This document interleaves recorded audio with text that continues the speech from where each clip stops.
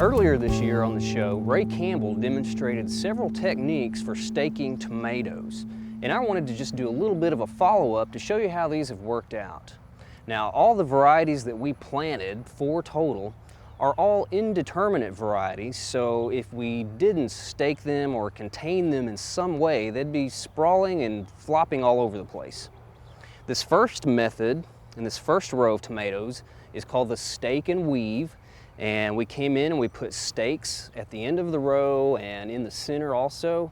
And then periodically we would come out with a layer of twine and just kind of wrap that in between the stakes and the plants and kind of cinch them up to keep them off the ground and kind of contain them that way.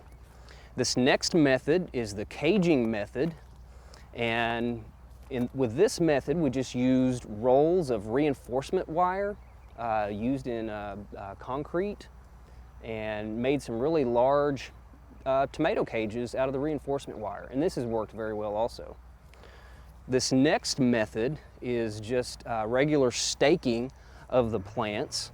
And we just used a large piece of rebar, drove it in the ground, and every so often we would come out and tie the plants to the stake. And this was actually quite a bit of work. And this last staking method, we just used a portion of a livestock panel and attached it to 2 T-posts, and again just kind of wove the plants in between the sections of the panel and periodically would tie the plants to the panel. This worked pretty well also.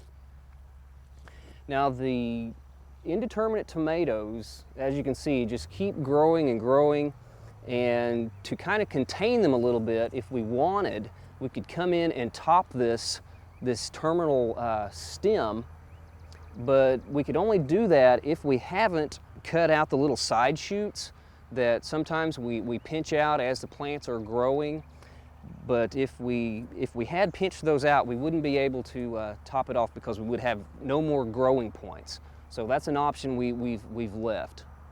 Well, now I'd like to take a little time and just show you the varieties of tomatoes that we planted this year.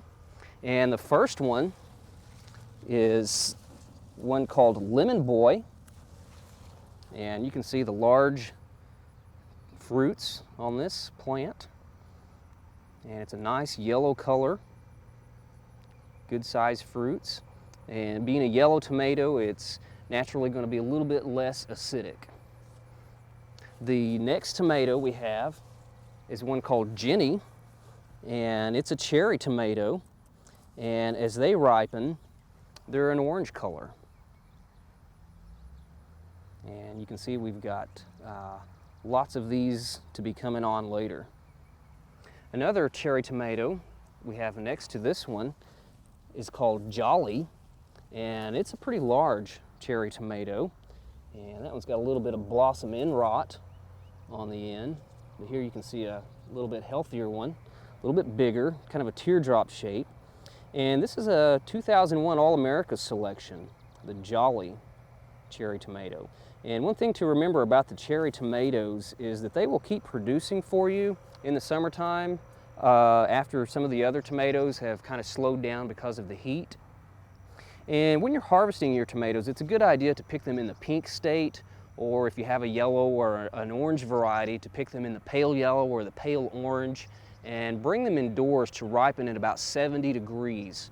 And it doesn't matter if they have light or not, they will ripen just as well if they're in a fairly dark location. And once they're ripened, then you can store them in your refrigerator. Well, this last tomato we have over here is pretty interesting. It's called Shimig Striped Hollow, and you can see that the tomato kind of looks like a bell pepper plant, or a bell pepper fruit. And it's got this nice red-orange color, a little bit of yellow striping. And it not only looks like a bell pepper, but you cut the fruit open, and you can take out this center core, and you can see that the fruit is hollow, just like a bell pepper. So you could have a stuffed tomato, the Shimig Striped Hollow. Well, I hope you enjoy your tomatoes in your garden this year and have lots of nice salads. We hope you've enjoyed this classic from the Oklahoma Gardening Vault.